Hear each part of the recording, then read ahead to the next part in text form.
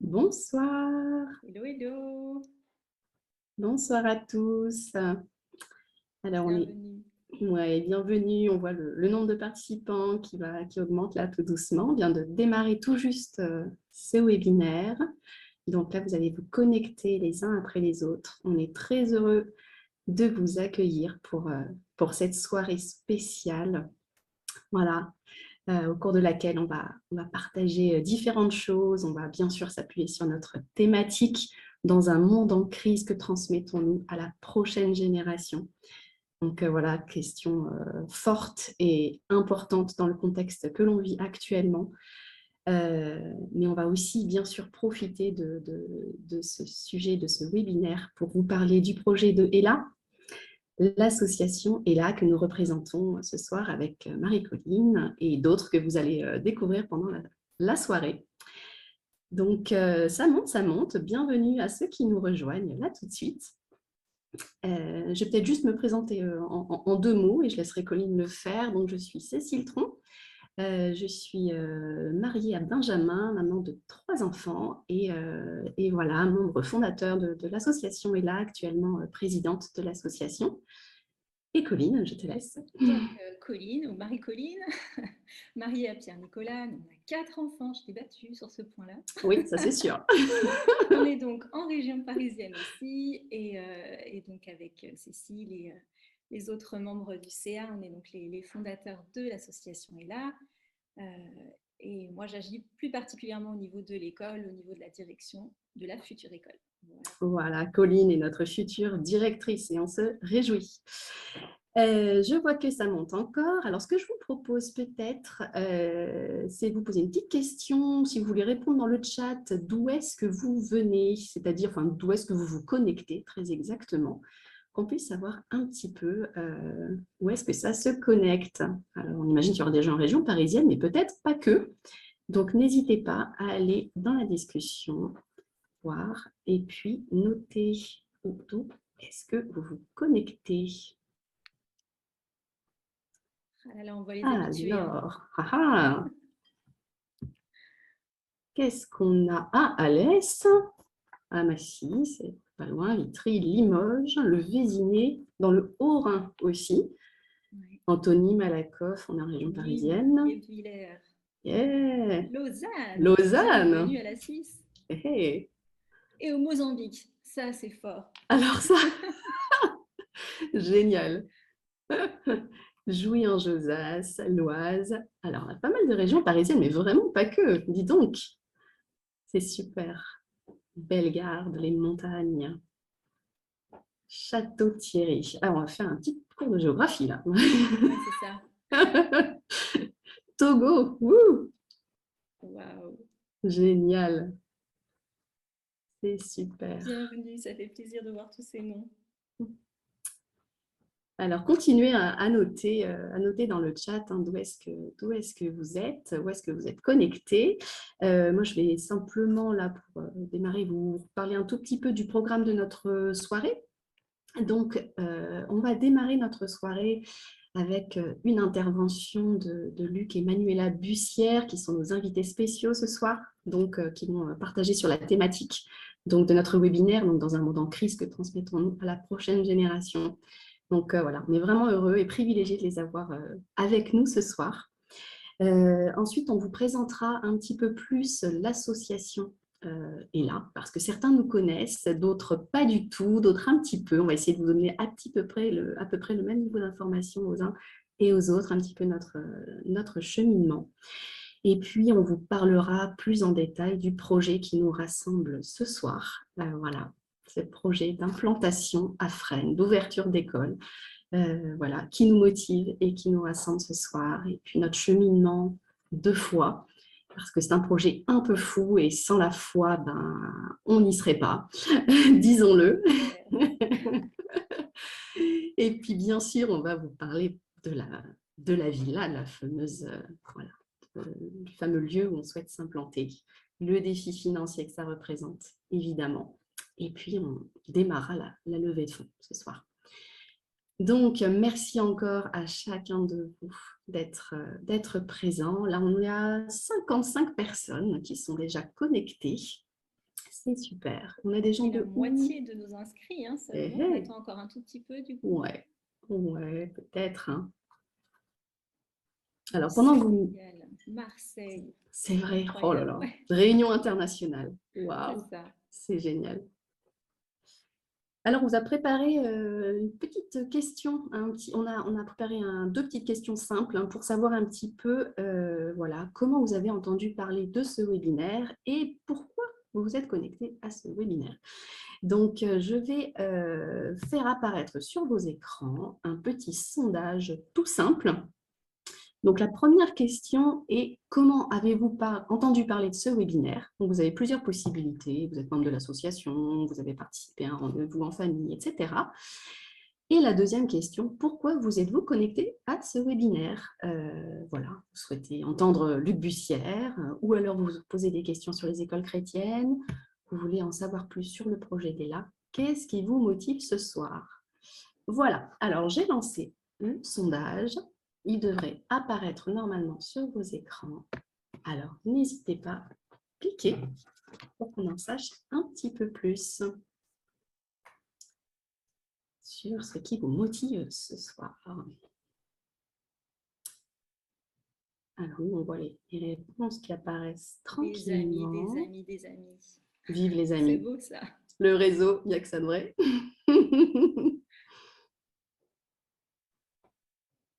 Effectivement, les amis ou membres de la famille, pour l'instant, sont en tête. Mais les emails fonctionnent visiblement quand même pas mal. Hein, apparemment. Oui, on a pas mal de membres aussi de personnes qui ont participé au rendez-vous en famille. J'imagine que Mhm. tous ceux qui nous rejoignent d'Afrique, c'est par ce biais-là que vous nous avez rencontrés. On est vraiment très heureux de vous retrouver ce soir. C'est chouette de pouvoir partager des choses à distance comme ça.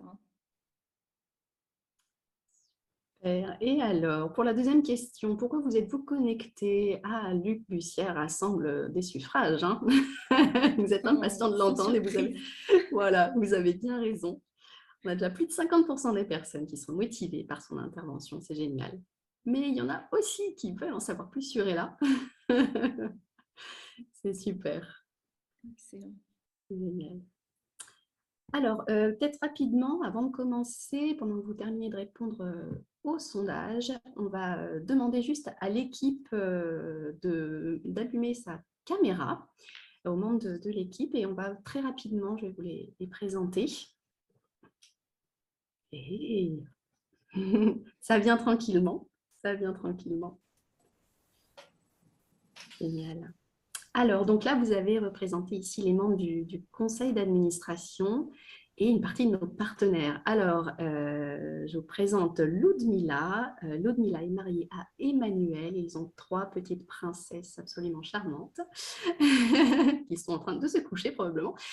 Et voilà, donc ils sont membres du conseil d'administration, membres actifs, et Emmanuel est notre cher trésorier. Voilà.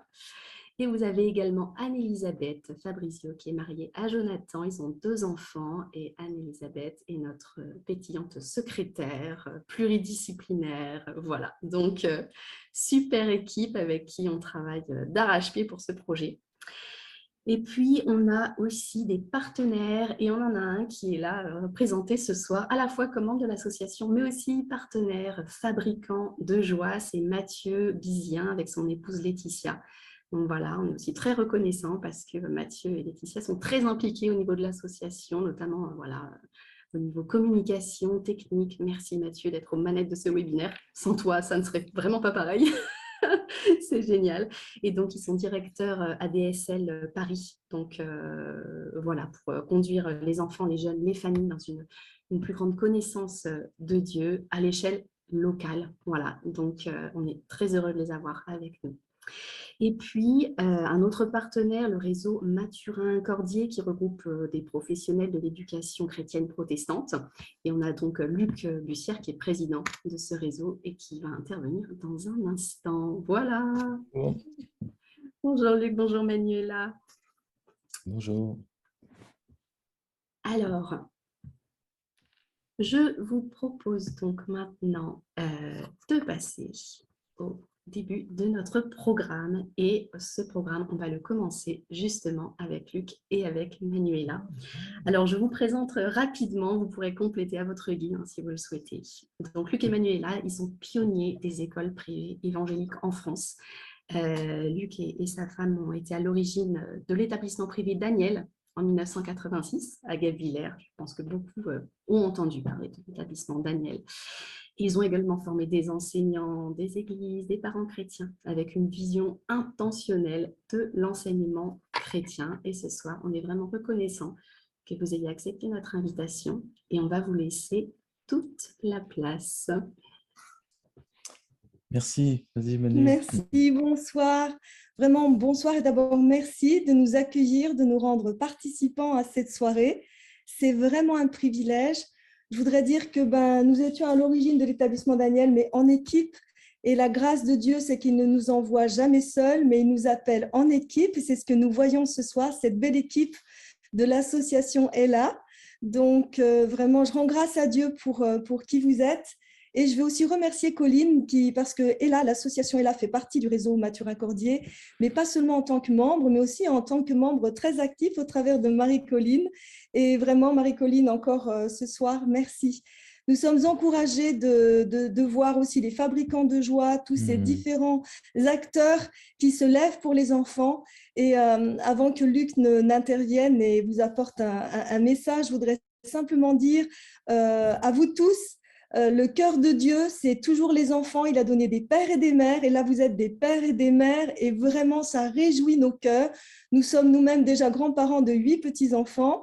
Et tous ceux qui sont en âge scolaire sont à l'établissement scolaire privé Daniel. Et c'est un privilège pour nous de les avoir dans cet établissement qui est une famille, d'abord une famille. Et les écoles chrétiennes, c'est ça. C'est d'abord des familles qui se retrouvent, une communauté éducative. Et ça, c'est tellement précieux. Et je voulais juste vous laisser cette phrase aussi. Nous avons des besoins qui sont limités, mais les ressources du Seigneur sont illimitées. Et ça, nous pouvons vous le dire. L'établissement Daniel a été créé en 86. Nous n'avions rien, si ce n'est l'appel de Dieu, sa grâce, et nous avons pu voir jusqu'à aujourd'hui sa grande fidélité. Et ce qu'il a pu faire avec nous, il le fait avec ses fils et ses filles qui lui font confiance et qui vont sur sa parole. Mais soyons assurés que le cœur de Dieu est pour nos enfants et nos petits-enfants. Et nous voulons simplement être ces canaux de bénédiction pour cette génération et pour toute la génération. Dès le début, ce que le Seigneur avait mis sur nos cœurs, ce n'était pas seulement nos enfants, mais toute cette génération. Le cœur de Dieu, c'est pour toute notre jeunesse, non seulement de ce pays, mais de francophonie et des nations. Voilà, merci pour votre invitation. Nous sommes bénis d'être avec vous. Voilà, donc on est heureux d'être là. Et puis je salue nos amis d'Afrique francophone, que ce soit Dakar ou le Togo. C'était les bases de Jeunesse en Mission dans lesquelles nous avons pu visiter avec Manuela il y a de nombreuses années. Et donc, on vous porte dans notre cœur. Il ne vous a pas échappé que nous sommes dans des temps bien troublés, des temps d'ébranlement, des temps de crise à différents niveaux, crise de transmission, crise internationale, crise économique, bref, des temps de crise. Et ce soir, j'avais à cœur de vous parler de cette vision au travers de l'histoire d'Esther. Nous sommes aujourd'hui dans le mois d'Adar, dans le calendrier juif, qui termine avec, dont le point culminant, c'est la fête de Pourim qui aura lieu jeudi prochain. Et dans ce mois d'Adar, on se rappelle de l'histoire d'Esther. Et j'aimerais présenter cette vision en quelques mots au travers de cette histoire. Et cette histoire nous parle d'une orpheline. Je pense que nous avons dans notre pays une génération d'orphelins. Ils ont parfois des parents biologiques, tout ça, mais connaître le père, non. Et donc, il y a un orphelinat dans cette nation. Et Esther a été adoptée donc par Mardoché. Et elle aura donc cette destinée absolument remarquable puisqu'elle deviendra reine, déjouera des complots de destruction sur tout un peuple, toute une génération, fera renverser ses plans qui a été prévus contre le peuple juif. Donc ça, c'est le contexte. Et par rapport à notre sujet ce soir d'un projet d'école, on se rappelle que Esther signifie la cachée. Le mot signifie la cachée. Et il y a vraiment un parallèle avec notre vision. Éduquer, je vous rappelle, hein, ça veut dire tirer hors d'eux, conduire hors d'eux. En fait, libérer les potentiels, mais ça demande de les discerner et de les voir. Il s'agit de libérer ces potentiels et pour cela, il faut des Mardochées qui acceptent eh bien, de prendre chez eux ces Esther, de les former, d'investir leur vie. Mardoché, ce n'était pas un professionnel de l'éducation, mais c'était quelqu'un qui avait un cœur de père. Et donc, il faut d'abord des cœurs de père et de mère qui vont accueillir et lever une génération appelée à une grande destinée, puisque c'est la génération appelée à régner avec le Christ. Donc, qu'est-ce qu'on voit avec Mardoché? C'est que dans sa maison, eh bien, est née une princesse, a été formée une future reine. Et j'aimerais dire que c'est la même chose aujourd'hui. C'est dans les maisons que se forment des rois et des reines. Et les maisons, c'est quoi? Nous, quand on pense à maison, on pense à papa, maman et la famille. Bien sûr que c'est que ça. Mais la maison, au sens biblique du terme, c'est la maisonnée. Et c'est quelque chose de beaucoup plus large que la famille biologique, simplement. Mais c'est les tontons, les tatas, les grands-parents. C'est la communauté. Et donc, nous avons besoin aujourd'hui de maisons de Mardoché qui soient des communautés, qui soient des familles au sens large du terme, qui puissent accueillir cette génération. Et donc, ça nous parle de relations. Ça nous parle de relations. Cette relation entre Esther et Mardoché, on ne va pas aller dans le détail, mais elle est admirable. Relation de respect, de confiance absolue, de sécurité. Et donc, l'éducation chrétienne, la vision des écoles chrétiennes, c'est d'abord une vision de la qualité de la relation entre parents, enfants, enseignants, élèves. Et on sait bien sûr que tout dépend de la personne de l'éducateur, de l'enseignant. Et donc, on voit qu'il n'y a pas de transmission. Nous sommes dans une crise de transmission aujourd'hui, mais il n'y a pas de transmission possible en dehors d'un cadre. Et ce cadre biblique, ce cadre d'une vision chrétienne d'éducation, c'est le cadre de l'alliance. C'est dans ce cadre de l'alliance qu'on est appelé à connaître et à grandir. Et de la même façon qu'on ne peut pas connaître Dieu en dehors de l'alliance qu'il a faite avec nous, et bien c'est la même chose pour toutes les choses. On ne peut rien connaître véritablement sans cette relation avec Dieu et sans cette relation les uns avec les autres, avec le corps de Christ. Donc la connaissance, dans le terme hébraïque de connaissance, c'est l'alliance. C'est l'alliance. Et donc, cette école est là, ce projet d'école, c'est un projet de relation, c'est des relations d'alliance. Alliance avec Dieu, alliance les uns avec les autres. Et ce climat de l'alliance permet de bâtir les maisons de Mardoché. Alors, parlons quelques mots sur cette maison de Mardoché. Alors, Esther formée dans cette maison. La vision d'éducation chrétienne, c'est donc une vision de la famille dans la famille, hein, au sens large, encore une fois, mais le sens large, ça commence par la famille, les pères et les mères. Et donc, cette cohésion que dans la famille père et mère avec la famille plus large, qu'est l'école ou que sera l'école ou l'institution éducative, c'est ça qui fait la force. C'est ça qui donne la cohésion. Donc, c'est l'école des parents, c'est l'école des familles. C'est pas, je vais pas à l'école. En fait, les enfants, quand ils vont à l'école, ils vont chez eux. C'est chez eux. D'ailleurs, c'est plusieurs réactions d'élèves et de familles qui disent on se sent chez nous, on se sent dans la famille. C'est ça. Et cette ambiance-là, ce type de relation, d'atmosphère, eh bien, c'est ça qui fait toute la différence. Donc, vous voyez, la cohésion entre le discours de la famille au sens étroit et le discours de la famille au sens large, eh bien, c'est ce qui donne la cohésion, la pertinence, la synergie et ce qui donne la réussite. Vous voyez, donc, qui dit maison, dit sécurité, qui dit maison, dit affection. Et là, j'aimerais citer, j'ai des dadas, vous savez, j'en ai un, c'est un catholique magnifique, un des plus grands éducateurs que nous ayons eu en France et en Italie, en Europe, c'est Don Bosco. Et Don Bosco qui disait, sans affection, il n'y a pas de confiance. Et sans confiance, il n'y a pas d'éducation. Donc, ça commence par l'affection. Comment ne pas se rappeler le mot du Père à Jésus avant qu'il rentre dans son ministère, celui-ci, mon fils bien-aimé, en qui j'ai mis toute mon affection. Le socle de l'affection va lever une génération de rois et de reines, mes amis. Ce socle de l'affection est tellement important. Sans affection, pas de confiance. Sans confiance, pas d'éducation. Et donc, il s'agit, l'éducation royale, Parce que l'éducation chrétienne est une éducation d'excellence, une éducation royale. C'est quoi une éducation royale? Eh bien, nous avons un exemple dans la Bible. C'est l'exemple de la formation du futur roi qu'est Salomon par son père David. Et tout le livre des Proverbes nous parle de ce type d'éducation. Et comment est-ce qu'il commence ce livre? Et c'est quoi le refrain de ce livre? C'est « Écoute, mon fils ». Avant toute transmission, il y a la relation filiale. Et ce que le Père demande, ce que le Père a fait, un homme, c'est quoi? C'est un fils de Dieu. Il est appelé à être fils de Dieu. Donc, Dieu veut révéler. La création souffre aujourd'hui. Elle souffre les douleurs de l'enfantement, nous dit la Bible, mais elle attend la révélation des fils. C'est quoi une éducation chrétienne? C'est contribuer à la révélation des fils et des filles. Et excusez-moi, ce n'est pas possible de lever des fils et des filles sans des pères et des mères. Et donc, on retrouve au cœur de la maison de Mardochée le cœur d'un père pour lever des fils et des filles. Et dans les proverbes, il y a souvent cette expression qui revient, « Donne-moi ton cœur ». Il n'est pas dit « Donne-moi ta tête, donne-moi ton temps, donne-moi ton intelligence, donne-moi ton savoir, donne-moi ton cœur ». L'éducation chrétienne, c'est des cœurs à cœur, c'est toucher le cœur. Et le cœur, c'est le centre de notre vie, physique, émotionnelle, spirituelle, mais intellectuelle aussi.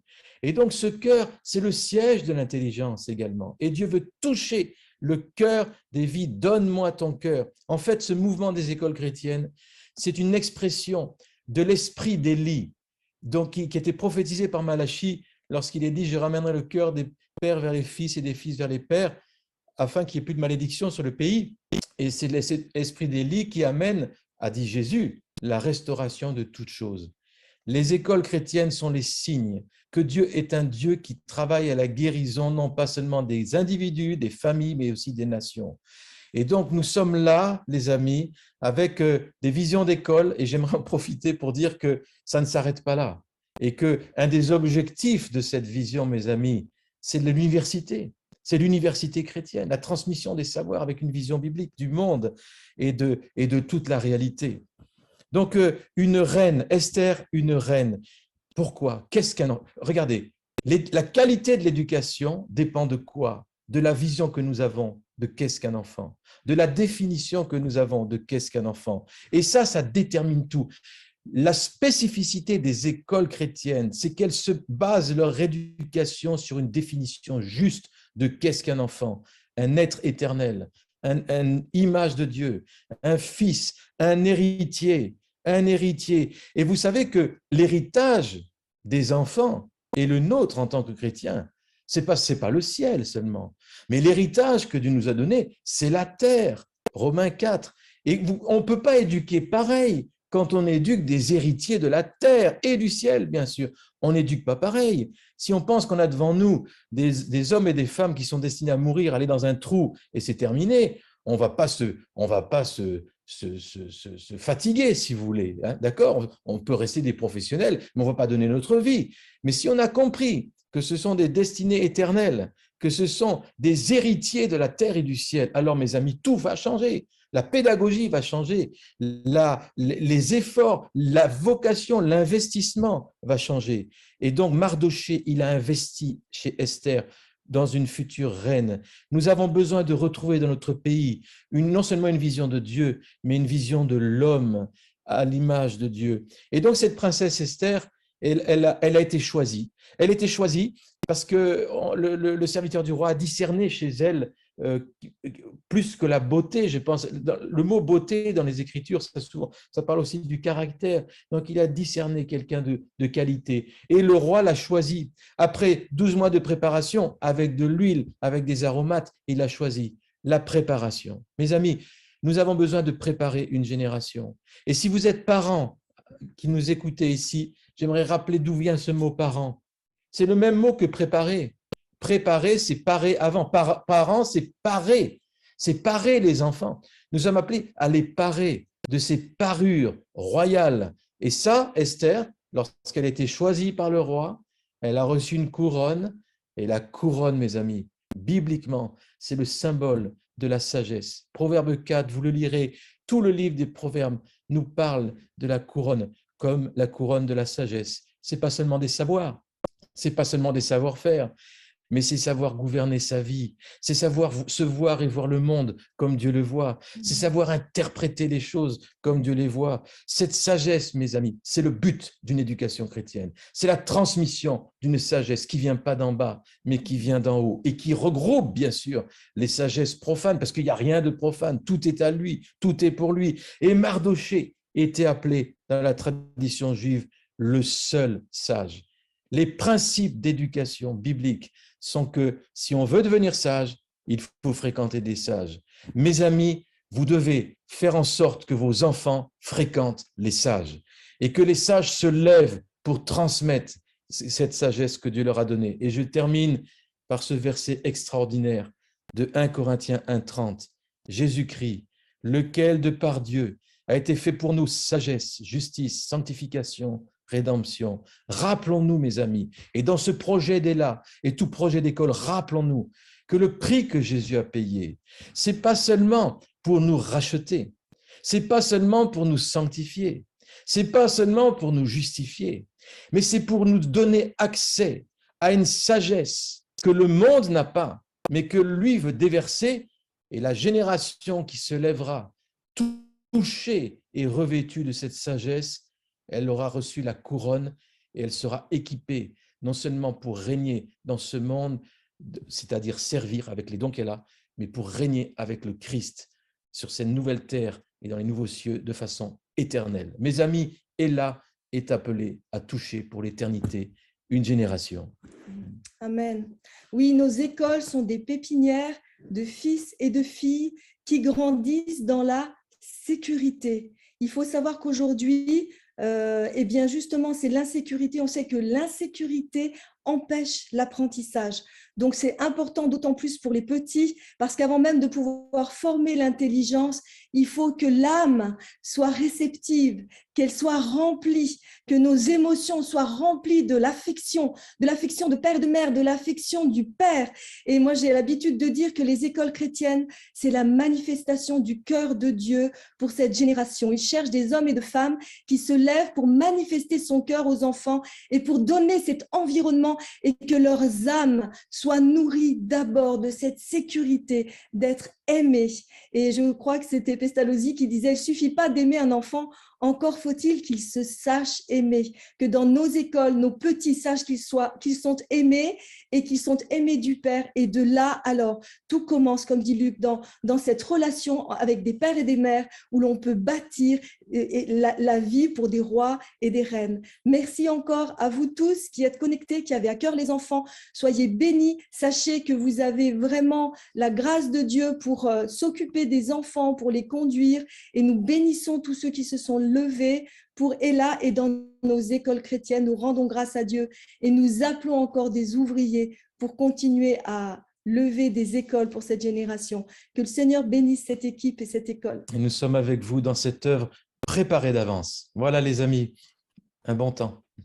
Merci, merci, un immense merci, je pense, de la part de toutes les personnes connectées ce soir. Merci Manuela, merci Luc, pour vraiment la transmission de votre cœur et de cette passion qui brûle en vous et qui ne brûle pas seulement en vous, mais dans beaucoup d'autres personnes. Et on est heureux que notre projet s'inscrive justement dans ce que vous venez de partager. Merci d'avoir donné de la perspective à notre projet. Vraiment, c'était précieux et on vous remercie énormément.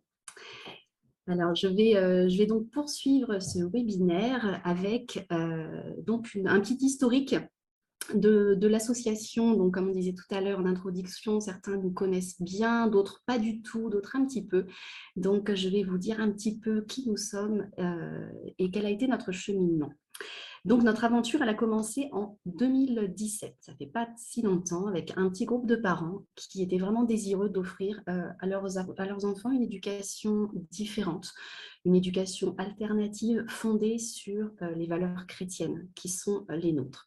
Et ce petit groupe a fondé l'association ELA, donc acronyme de Éduquer, Léguer, Accompagner en Harmonie. Donc ELA, début 2017. Et très rapidement, on a ouvert une école privée protestante indépendante à Fresnes, donc école hors contrat. Et cette école, elle a fonctionné pendant une année scolaire, de septembre 2017 à juin 2018, et a accueilli 10 enfants de 3 à 7 ans, donc de la petite section jusqu'au CE2. Et ça a été une expérience formidable, vraiment fondatrice, enrichissante, défiante aussi. Et suite à cette première année de fonctionnement, il y a un défi qui s'est présenté, qui était celui de se relocaliser et de s'agrandir. On n'a pas eu la mise à disposition de locaux n'a pas été renouvelée. Et donc, on s'est retrouvé sans locaux, à devoir voilà, se réajuster. Et finalement, on a choisi d'opter pour un mode de fonctionnement plus souple, qui permettait de poursuivre le développement de la communauté éducative qui avait commencé à voir le jour. Et donc, l'association s'est constituée, enfin, nous avons proposé donc un réseau d'instruction en famille. Voilà. Et chaque année, donc, il y a de nouveaux foyers qui rejoignent l'association, qui sont bien sûr attirés par les valeurs de partage de l'association, par l'approche éducative holistique aussi qui est proposée, une approche globale. Et à ce jour, c'est plus d'une vingtaine de familles qui ont participé à des rencontres informelles, à des activités variées en région parisienne. Et aujourd'hui, forte de ces 5 années d'expérimentation de la coéducation sous diverses formes, donc vous l'avez compris, avec une école alternative et aussi un réseau d'instruction en famille, donc l'équipe, hélas, souhaite franchir une nouvelle marche, donc celle de s'implanter durablement pour ouvrir une école à nouveau à Fresnes et autour de laquelle on pourra aussi développer nos diverses actions. Alors, on va vous donner plus de détails tout à l'heure sur ce fameux projet d'implantation à Fresnes et le processus d'achat dans lequel on est engagé maintenant, dans lequel on s'est lancé. Ce qu'on peut dire juste tout de suite, c'est que dans cette école, d'ici environ 7 ans, on souhaite pouvoir accueillir une 60aine d'enfants et à terme 100 enfants, de la maternelle jusqu'au collège. Voilà, juste pour vous donner une petite idée de ce que nous visons. Et je vais, sans plus attendre, laisser la place à Colline qui va plonger dans le cœur du projet. Voilà. Merci Cécile, merci Luc et Manuela. Je redis ce que tu as dit parce que quand même, merci vraiment d'avoir pris le temps de poser ces bases et de transmettre votre vision qui, moi, me parle toujours autant. À chaque fois que je vous entends, je peux rester des heures. 10 minutes, c'est vraiment très frustrant. Mais heureusement, vous avez plein de ressources qui sont disponibles. N'hésitez pas, les internautes, tous nos participants, là, à aller voir le site du réseau Mathurin Cordier. Il y a des tas d'enseignements qui peuvent vraiment vous aider à aller plus loin dans cette vision d'éducation chrétienne qui change complètement en fait, notre perspective de la vie et des relations, de la famille. Alors, je peux que vous encourager à aller jeter un œil sur leur site. Alors Colline, je reprends la parole juste une toute petite seconde. Je suis désolée, je m'aperçois que j'ai oublié de vous présenter l'onglet questions et réponses. Voilà, en bas de vos écrans, vous avez un petit endroit où vous pouvez cliquer questions et réponses. Donc si au cours de nos présentations, vous avez des questions, vous pouvez les poser dans cette partie-là. Et si vous n'avez pas de questions, vous pouvez quand même aller cliquer sur cet onglet et voir dans les questions qui ont été posées, s'il y en a qui vous parlent, vous pouvez voter pour ces questions-là et elles vont remonter dans la liste des questions, donc pour être peut-être plus facilement abordées. Donc n'hésitez pas à vous promener sur cet onglet. Colline, je te laisse à nouveau. C'est parti, merci. Donc effectivement, vous avez compris que notre projet, au-delà d'une école, même si c'est ce qui est souvent mis en avant, c'est une communauté éducative. Ce qui nous tient à cœur, ce sont des relations.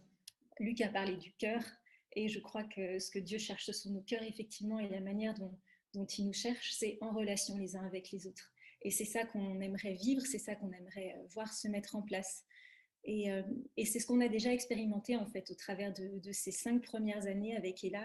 Ce qu'on a vraiment apprécié, c'est de pouvoir s'appuyer les uns sur les autres, de pouvoir s'enrichir par nos retours d'expérience, par nos connaissances, par notre vécu face à ces défis que représente l'éducation, parce qu'un enfant, 2 enfants, ce sont des défis au quotidien. Et puis comme dit ce proverbe africain, il faut un village entier pour éduquer un enfant. Et nous, on propose une communauté éducative au-delà d'un village, parce que c'est comme ça que fonctionne notre culture aussi. Mais on a vraiment envie de travailler ensemble, et c'est une de nos valeurs fortes, c'est cette coéducation dans laquelle on aimerait fonctionner. Donc ça fait 5 ans qu'effectivement l'association existe. eu donc une année en tant qu'école et puis ce réseau d'instruction en famille.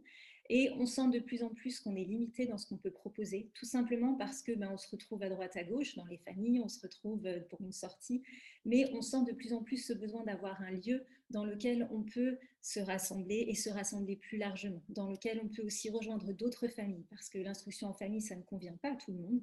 C'est pas un mode de vie qui peut être adopté de manière très très large, on en est bien conscient, et on a vraiment soif de rejoindre davantage de familles au travers de différentes activités, au travers d'ateliers de soutien à la parentalité, au travers de conférences peut-être, au travers d'activités associatives, artistiques ou autres, et au travers de cette école. Alors, cette école, on l'a dit, elle est alternative. C'est une école qui est un peu différente, mais qui dit différente ou alternative ne dit pas nécessairement opposition. On n'est pas là pour dire que l'école publique gratuite et obligatoire, c'est pas bien. On est là simplement pour offrir une diversité, pour offrir d'autres possibilités, d'autres alternatives. Notre gouvernement aujourd'hui, la législation telle qu'elle est faite, elle permet ces alternatives et nous croyons que c'est vraiment une richesse pour notre paysage éducatif et que c'est même une nécessité absolue en fait d'avoir différentes alternatives, différentes possibilités pour les enfants, parce qu'une offre unique ne peut pas répondre à tous les besoins des enfants qui sont tellement différents. Alors en quoi notre école est-elle différente? Elle est différente d'abord du fait que nous avons une pédagogie alternative. Alors je vous ai mis quelques mots-clés. Si vous voulez en savoir plus, vous pouvez aller faire un petit tour sur notre site internet et puis télécharger aussi la présentation du projet d'établissement. Mais en quelques mots, notre pédagogie se veut décloisonnée, différenciée et active. Décloisonnée, c'est-à-dire qu'on ne va pas forcément aborder les matières de manière distincte les unes des autres, mais plutôt avoir une approche holistique et une approche interdisciplinaire des différentes connaissances et compétences qu'on doit transmettre aux enfants. Une pédagogie différenciée parce qu'elle va s'adresser à chacun selon son rythme. C'est en tout cas notre désir au maximum de nous adapter aux enfants et de ne pas forcément leur demander avoir des standards très stricts et très rigides, mais plutôt de les aider chacun à progresser à leur rythme. Certains iront plus vite que la normale et puis d'autres iront un peu moins vite dans certains domaines et ce n'est pas un souci, on aimerait juste les accompagner chacun dans leur développement. Et puis elle se veut aussi active, c'est-à-dire que les enfants sont au cœur de leurs apprentissages. On aimerait qu'ils soient vraiment participants avec nous de l'élaboration de leur plan de travail individuel, qu'ils puissent se fixer des objectifs, qu'ils puissent eux être à l'initiative de projets collaboratifs peut-être, et qu'ils puissent vraiment s'approprier leurs apprentissages et que leurs apprentissages soient ancrés dans la vie réelle, qu'ils puissent avoir un accès au sens, parce que si vous êtes parent, et puis si vous vous souvenez de votre enfance, souvent ce qui nous pose problème à l'école, c'est qu'on ne comprend pas pourquoi on nous demande d'apprendre le théorème de Thalès ou pourquoi on nous demande de réciter les exceptions du pluriel des noms, parce que franchement, à quoi ça va nous servir? Et bien entendu, chaque notion individuellement, on peut se poser la question. Et ce qu'on aimerait, c'est que les enfants puissent avoir accès au sens qui est derrière et qu'ils puissent vraiment comprendre à partir de projets incarnés, à partir de choses concrètes de la vie réelle, à quoi vont leur servir ces apprentissages. Dans notre école, on aimerait proposer des classes à multiniveaux, c'est-à-dire qu'on va avoir plusieurs enfants de différents âges dans une même classe. C'est ce qui est souvent pratiqué dans les petites écoles, mais pour nous, ce n'est pas seulement une nécessité à cause de notre taille d'établissement, mais c'est aussi un choix fort qui va permettre des interactions entre les enfants et qui va permettre aussi que les enfants avancent chacun à leur rythme sans être cloisonnés dans différents niveaux. Et puis, on aimerait un taux d'encadrement assez élevé, avec beaucoup d'adultes impliqués et des adultes de différents profils, on va dire, avec des enseignants référents, mais aussi des intervenants extérieurs. Certains, d'ailleurs, de ceux qui sont pressentis sont connectés ce soir et je vous salue d'avance. Et puis, on aimerait aussi, et ça m'amène au point suivant, on aimerait que les parents soient impliqués au quotidien dans l'école. Donc, les parents de notre école seront présents dans nos classes. On vous a dit qu'on souhaite mettre en place une coéducation et c'est vraiment quelque chose de fort pour nous. Alors on s'inspire un petit peu du modèle des crèches parentales dans lesquelles vous avez des professionnels qui sont là toute l'année, toute la semaine, et puis des parents qui mettent de côté du temps chaque semaine pour s'impliquer au quotidien dans la vie de la crèche. Et nous, c'est ce qu'on aimerait proposer également, avec la possibilité de participer à la vie de la classe, mais aussi de participer à tout ce qui concerne l'administration ou l'entretien, selon les capacités, la volonté et la disponibilité évidemment de chacun. Tout ça, ça va nous permettre une plus grande continuité entre ce qui se passe à la maison et ce qui se passe à l'école, pour que les enfants soient encore dans quelque chose de cohérent. Et puis, on vous l'a dit aussi, l'instruction en famille, c'est quelque chose qui nous tient à cœur, quelque chose qui, c'est un système, un mode d'éducation et de vie que nous, on affectionne particulièrement, et on aimerait pouvoir soutenir les parents qui vont être dans cette démarche en leur offrant un concept un peu innovant qui n'existe pas en France, qui est inspiré de ce qui se passe aux États-Unis, en Angleterre, et qu'on a appelé la flexiscolarisation. Donc, c'est quelque chose qu'on mettra à disposition de ceux qui le souhaitent. Ce n'est pas du tout obligatoire. Mais pour les parents qui souhaitent garder une implication forte dans l'instruction de leur enfant et peut-être même assumer une partie des apprentissages et une partie du temps scolaire eux-mêmes, on pourra mettre en place un contrat et leur permettre de ne fréquenter l'école qu'à temps partiel et d'avoir une partie donc, de l'enseignement, une partie des apprentissages qui se fait à la maison. Donc tout ça pour vous dire effectivement qu'on souhaite une vraie coopération entre parents et enseignants. Et puis le troisième point qui fait que notre école est différente, vous l'avez compris, c'est notre approche chrétienne. Donc on a une identité qui est assumée. On dit clairement qu'on est chrétien, mais pour autant notre école se veut ouverte à tous. Et j'ai beaucoup aimé, Luc, que tu prennes l'image d'Esther, qui est ce livre incroyable de la Bible dans lequel le nom de Dieu n'est pas cité une seule fois. Et on voit comment Dieu utilise une personne qui est discrète en fait, et qui ne revendique pas toutes les minutes son identité ou le fait d'être envoyé par Dieu. Et pour nous, c'est quelque chose d'important aussi en tant que chrétiens. On pense qu'on est tous porteurs de la présence de Dieu, de son amour, quel que soit l'environnement dans lequel on est, qu'on soit dans une entreprise publique, dans une entreprise laïque ou dans la fonction publique ou dans une école publique ou dans une école chrétienne ou dans une église ou dans un ministère, quel qu'il soit, nous sommes porteurs de la présence de Dieu. Et les enfants au contact de personnes qui vivent ces valeurs de l'évangile au quotidien, ben les enfants sont forcément impactés. Et c'est vraiment ce qu'on souhaite vivre dans cette communauté éducative, c'est la présence de Dieu au quotidien, parfois de manière ouverte, assumée, revendiquée même, et parfois de manière toute simple, juste par qui on est et par notre manière d'être en relation les uns avec les autres. Et puis on aimerait transmettre une vision du monde et de l'homme qui est inspirée par la Bible. On aimerait transmettre un enseignement biblique qui soit vivant. Il ne s'agit pas de transmettre des connaissances froides ou poussiéreuses, mais vraiment quelque chose qui a du sens pour nous et qui a du sens pour les enfants. Et ce verset qui nous tient vraiment à cœur et qui nous porte, c'est ce verset du psaume 78 qui nous invite à redonner, à raconter à la génération suivante ce que Dieu a fait, ce que l'on a connu de lui, ce qu'on a appris de lui. Et c'est vraiment quelque chose qui nous motive de pouvoir parler de qui est Dieu et de pouvoir, l'objectif de tout ça, on le voit dans le verset 6 un peu plus loin, c'est que la génération suivante puisse mettre sa confiance en lui, en Dieu. Et on a parlé de temps de crise, on a parlé de difficultés. Et ce qu'on aimerait transmettre à nos enfants pour qu'ils puissent traverser la génération dans laquelle ils sont, c'est cette connaissance de Dieu, connaissance de qui il est, connaissance de sa parole, connaissance de ce qu'il a fait, de sa puissance, des prodiges qu'il a opérés, comme nous dit ce verset, pour que nos enfants puissent mettre leur confiance en lui, quelles que soient les circonstances, quels que soient les hauts et les bas que connaîtra ce monde. C'est ça l'encre qu'on aimerait leur transmettre, c'est qui est Dieu et sa parole. Donc voilà, en quelques mots, notre identité un petit peu. Et puis, pour terminer, je vous ai préparé cette image. Cécile nous a dit que le mot « ELA » ça correspond à un acronyme, éduquer, léguer, accompagner en harmonie. Mais avant ça, il vient en fait d'un verset qui nous parle aussi et qui est celui d'Ésaïe 61 et c'est térébinthe de la justice. C'est le mot « Ela » en hébreu. Et pour nous, vous voyez cet arbre, il est juste majestueux, il est incroyable. Et cet arbre qui est la justice, cette plantation de l'Éternel pour servir à sa gloire.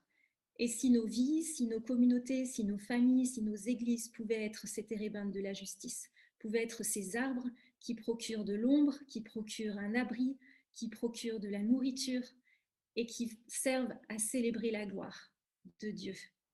C'est ça qui nous fait vibrer, c'est ça que l'on porte et c'est ça qu'on veut vraiment voir se mettre en place.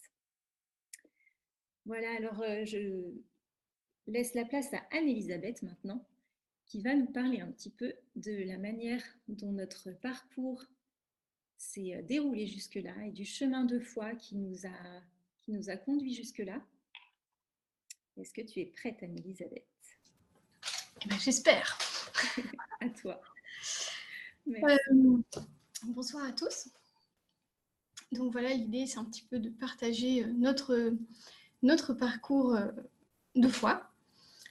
Et je vais essayer de vous partager un écran. Voilà, j'espère que ça fonctionne. Alors,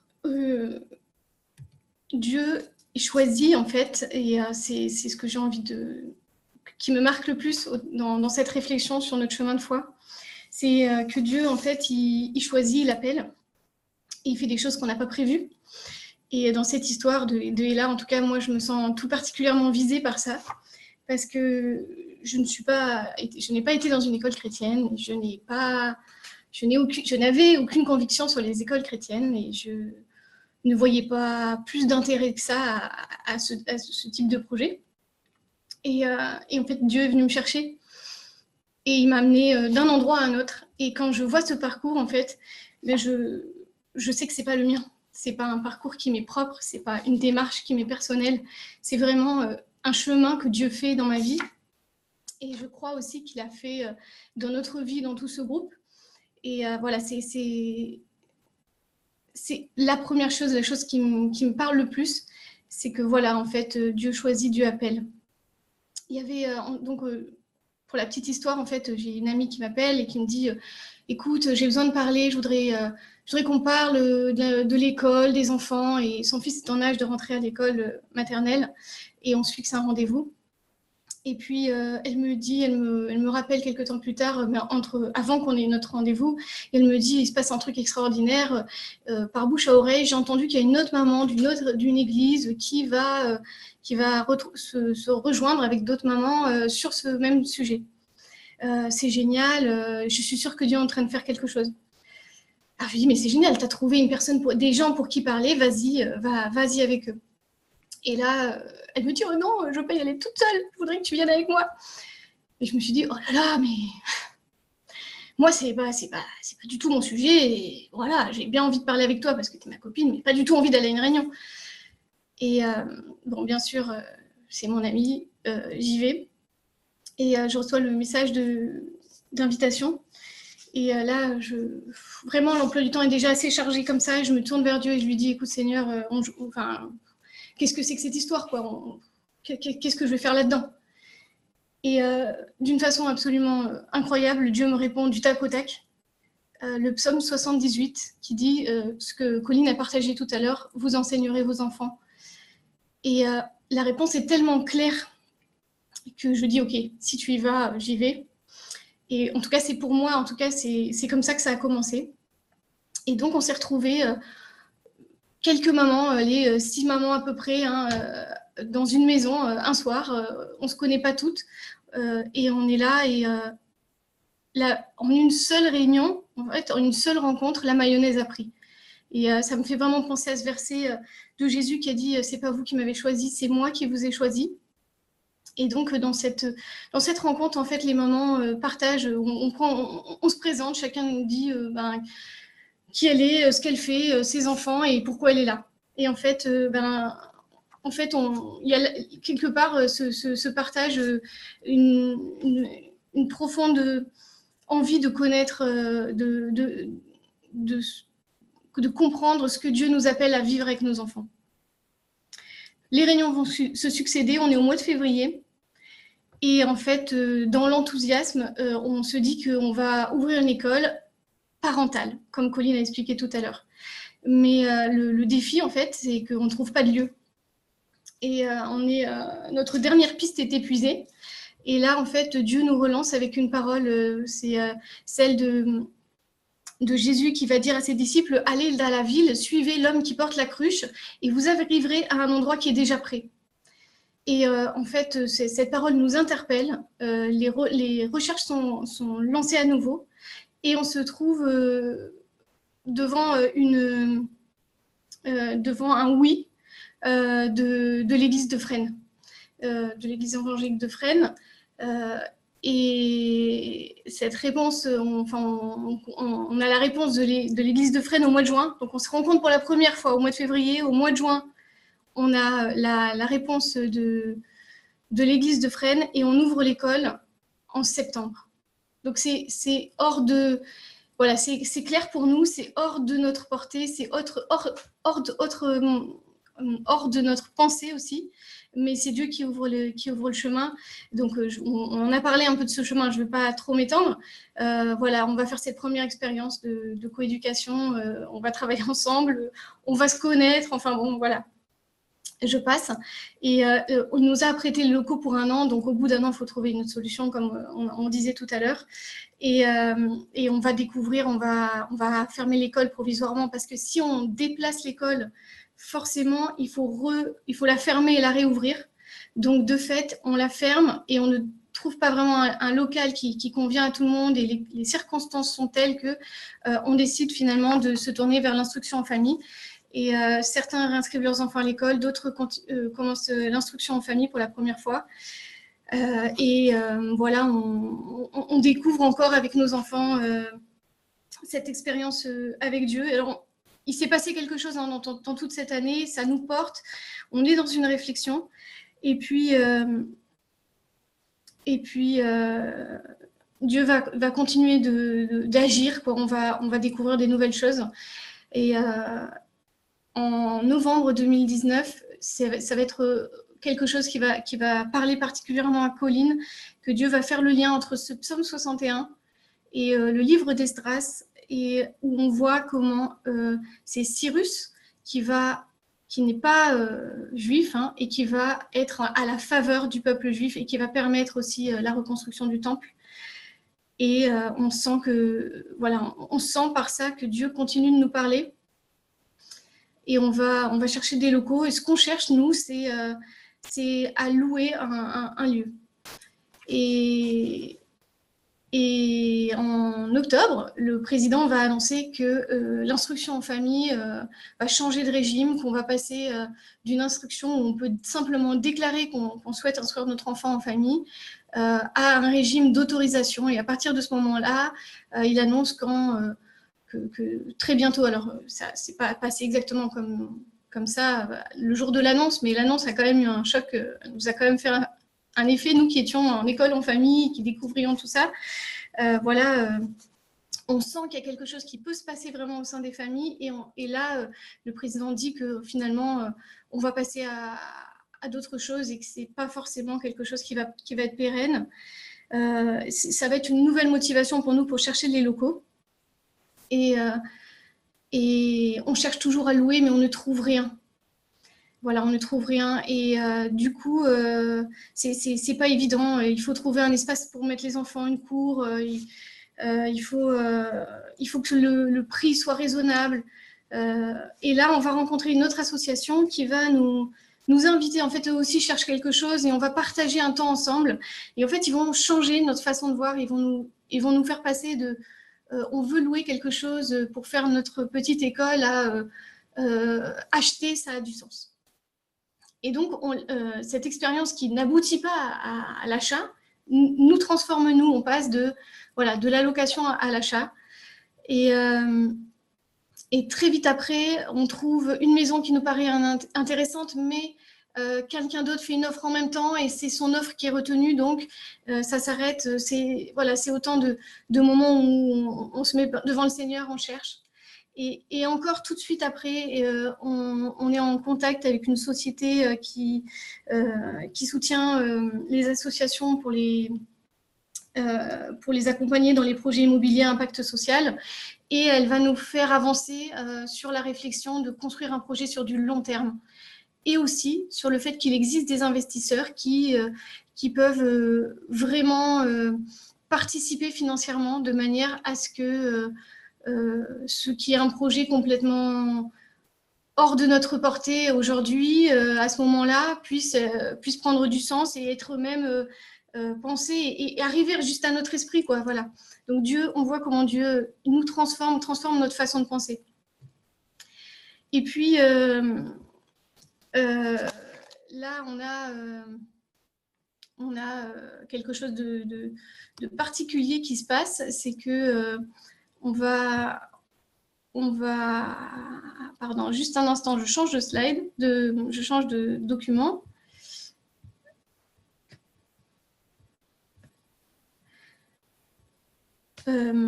Donc voilà, Fresnes dans le 94, hein, parce qu'il y a plusieurs Fresnes.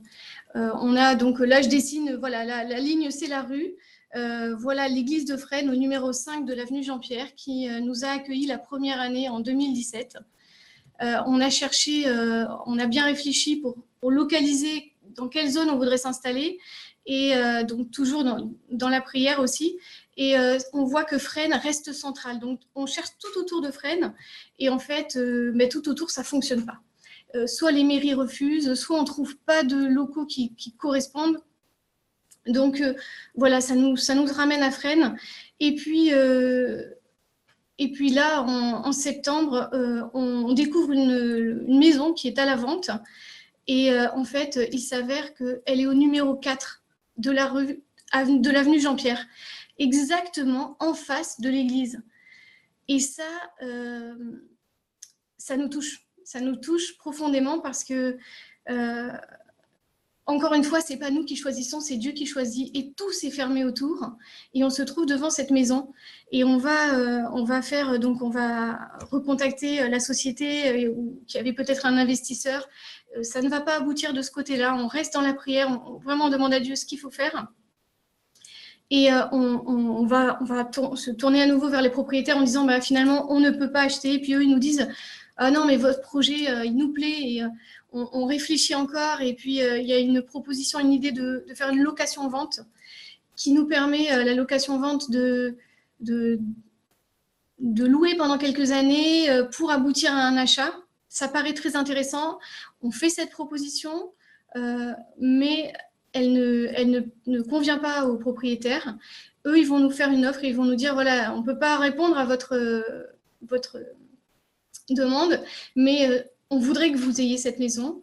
Ça a du sens pour nous, ça a vraiment du sens.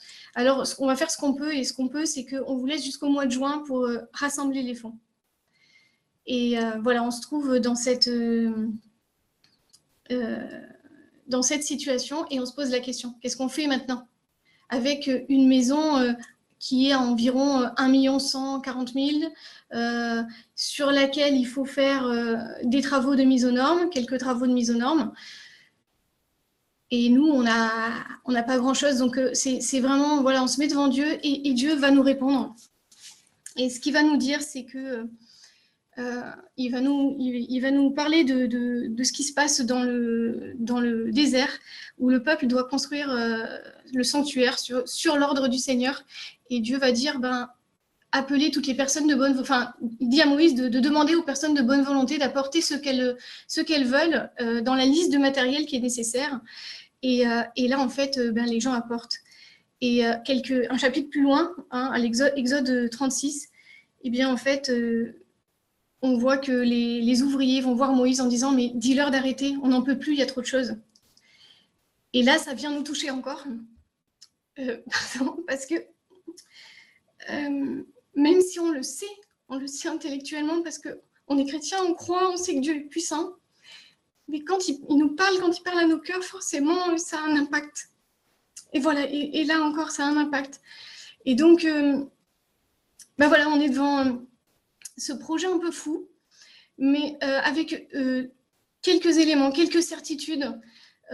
Un, qu'on a été appelé. 2, on a essayé de suivre son chemin. Et 3, il y a ces petites... je ne pouvais pas tout vous raconter, mais il y a ces petites phrases qu'il va poser sur notre route pour nous relancer à chaque fois qu'on a l'impression que ça s'arrête.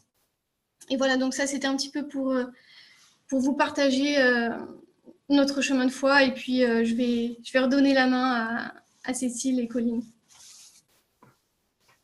Merci Anne-Elisabeth, merci d'avoir partagé comme ça notre chemin et ton cœur aussi à travers cette présentation. Et voilà, ça vous permet à chacun de mieux comprendre pourquoi on en est là aujourd'hui avec des chiffres qui donnent le tournis, mais on est là quand même et on ose vous le présenter parce qu'en fait, tout simplement, on y croit, parce que ça ne dépend pas de nous.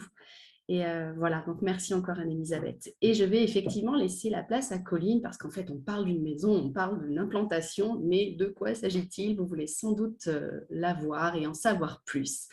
Et voilà, ce moment tant attendu arrive. Colline, c'est à toi. Alors c'est parti, cette maison, comment est-ce qu'elle est? Eh bien la voilà. C'est une grande maison. C'est une grande maison qui se trouve donc à Fresnes. Une maison de caractère, c'est pas juste une petite maisonnette comme ça, c'est une belle maison de 200 mètres carrés avec des belles pièces, avec des beaux parquets, avec des grandes fenêtres, enfin la maison qui fait rêver quoi. Et dans cette maison, nous, on envisage de créer deux espaces de classe, un sur chaque niveau, puisqu'il y en a deux, et puis avec aussi d'autres petites pièces annexes, avec notamment le sous-sol, etc. La particularité de cette maison, c'est que c'est une ancienne maison de maître, et en fait, au-dessus du garage, il y a une chambre de bonne qui pourrait être aménagée. Attendez, je suis en train de voir que mon partage ne fonctionne pas. Je recommence. Hop. Voilà, c'est mieux. Vous vouliez la voir quand même. Donc au-dessus du garage, il y a une chambre de bonne qu'on aimerait aménager en studio pour pouvoir dégager un petit revenu locatif complémentaire pour permettre de payer le remboursement. Donc ça, c'est un petit plus extra. Et puis ce garage qui fait donc 17 mètres carrés aussi et qui pourrait servir de petite salle polyvalente pour des rencontres de parents, mais aussi pour louer peut-être à l'extérieur. On aimerait par exemple avoir des consultations paramédicales, une orthophoniste ou une psychomotricienne ou un professionnel de l'enfance qui pourrait consulter sur place et là aussi apporter un petit revenu complémentaire. Et puis, l'autre particularité de cette maison, en région parisienne, avoir un terrain de 1200 mètres carrés avec des magnifiques arbres, c'est juste incroyable. Et en plus, le terrain est constructible, ce qui veut dire qu'on peut avoir des perspectives vraiment dans l'avenir. On vous a dit qu'on aimerait accueillir dans un premier temps jusqu'à 60 enfants sur la maison, c'est ce qu'on pense pouvoir faire. Mais avoir cette perspective de pouvoir construire davantage, on pense même pouvoir augmenter jusqu'à 150 ou 200% oui, de surface supplémentaire pour pouvoir agrandir l'école, agrandir la capacité d'accueil. Donc ça, c'est assez exceptionnel. Et c'est bien sûr ce qui justifie le prix, qui est donc très élevé. Donc notre besoin financier, si on veut avancer dans cet achat vers lequel vous avez compris que le Seigneur nous a guidés avec un parcours extraordinaire, eh bien notre besoin financier, il s'élève à 1 230 000 €, tout simplement. Donc 1 100 000 € pour l'achat, les frais de notaire environ 80 000 €, 50 000 € de mise aux normes dans un premier temps, et puis il y aura probablement une autre tranche de travaux un peu plus tard. Donc voilà, c'est ça notre objectif. Comme ça a été dit, ça nous donne franchement le tournis parce que c'est complètement démesuré. Acheter une maison, c'est pas ce qui est conseillé quand on démarre une école. Si vous vous renseignez un petit peu, on vous dira de surtout pas faire ça. Et c'est pas ce qu'on voulait faire. On n'était pas du tout parti pour ça, vous l'avez compris, mais on en est arrivé là et on croit vraiment que le Seigneur est dans l'affaire. On croit vraiment qu'il a prévu de pourvoir d'une manière qui est au-delà de ce que nous, avec nos ressources humaines, on peut faire.